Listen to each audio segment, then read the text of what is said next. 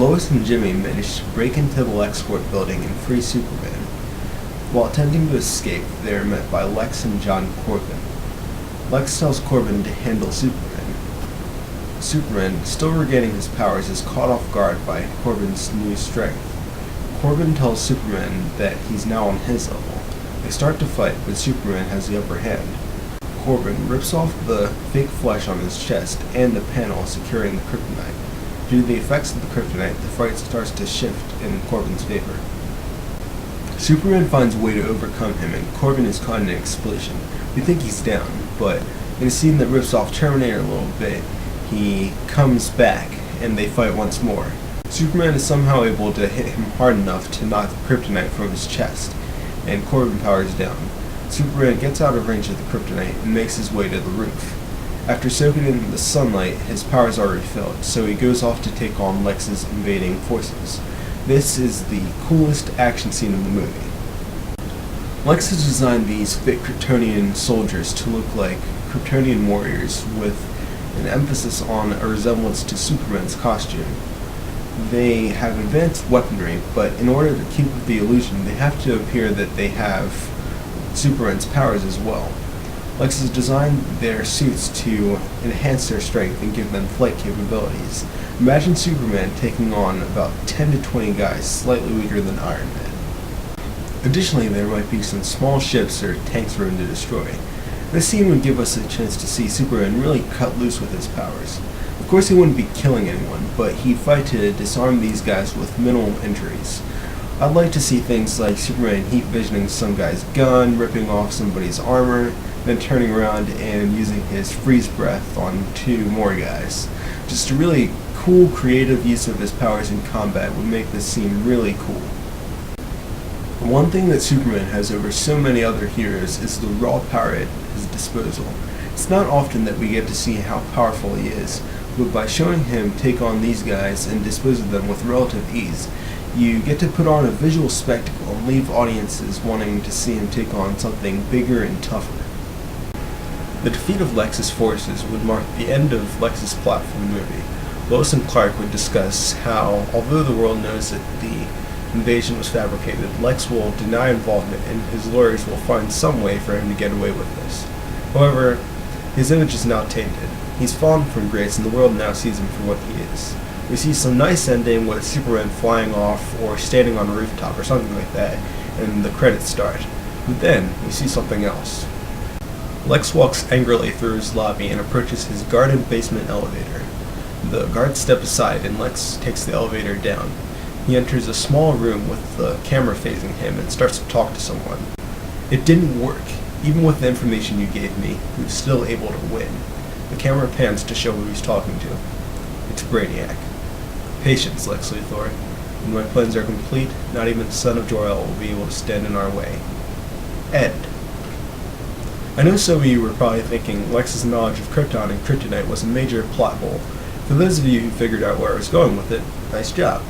I think tying Brainiac and Lex together helps both. Brainiac helps to make Lex a more formidable villain. Revealing Brainiac's behind-the-scenes involvement at the end, and his involvement with the destruction of Krypton revealed in the beginning of the movie, helps to really set him up to take center stage in a sequel. But before we look to the future, let's not forget about the movie's other major villain, Metallo. I said that Lex is the main villain, but that doesn't mean I want Metallo to be some lame lackey. Think about the Incredible Hulk. General Ross was the central antagonist to an extent. He was the one calling the shots. He was the one sending Blonsky after Bruce, and he represented Bruce's fear of the military turning the Hulk into a weapon. However, Blonsky had a big role too, and he ended up becoming a serious threat. He came into the movie early on and provided the main source of physical conflict for the Hulk. Metallo would more or less be this movie's abomination. You probably noticed that he was the terrorist involved with the battlesuit plot near the beginning of the movie. Lex manages to get him out of jail, but he's still pretty ticked off. This plot was supposed to make him rich, but instead he was shown as a terrorist on national television. When Lex tells him that what he has planned is a chance for him to gain great power and get back at Superman, Corbin leaps at the opportunity.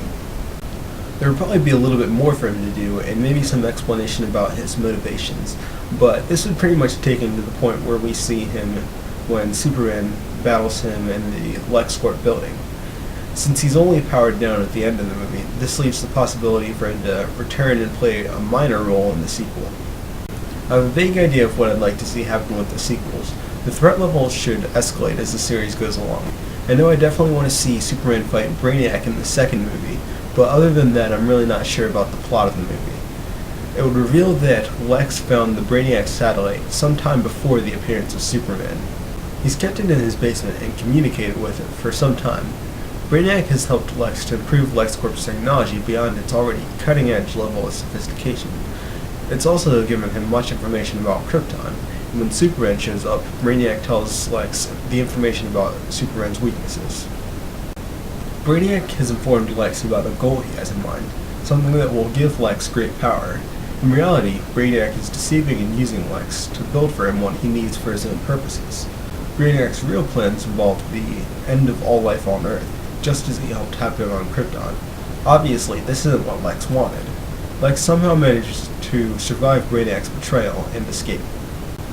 Once things go crazy and Brainiac's attack starts, Superman may have to work with Lex to save the world.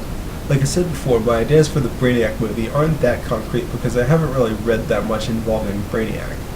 One of the things that appeals to me about Brainiac is that Superman doesn't really have to hold back at all like he did in the first movie, because Brainiac isn't really a living thing. The fight against Metallo, Superman was kind of weakened by kryptonite. This time, we see Superman at full power struggling. The third movie would feature Darkseid. I think it would start off on Earth and then move to Apokolips. To make things more intense, the movie would show Superman ticked off and fighting more brutally. To get him ticked off, Darkseid would probably have to kill someone Superman cared about, just like he did in the animated series. Superman would come to the brink of killing him, but stop. This movie is a test of Superman's morals and his ability to control his anger. Over the course of the movie, Darkseid would test him like he's never been tested before, both physically and emotionally. In the end, Darkseid would plan a larger scale invasion of Earth, leading Superman to look for others to help him face this coming threat. This leads into a Justice League movie. That concludes the conflict section of the series. Through that and the origin section, you've got a pretty clear idea of what I think the plot should be for this movie. However, I'm still not done yet. I got a lot more coming, including a deeper look at some of the characters and the overall themes I want to see presented in the movie. So, if you like what you saw, please subscribe and tune in next time.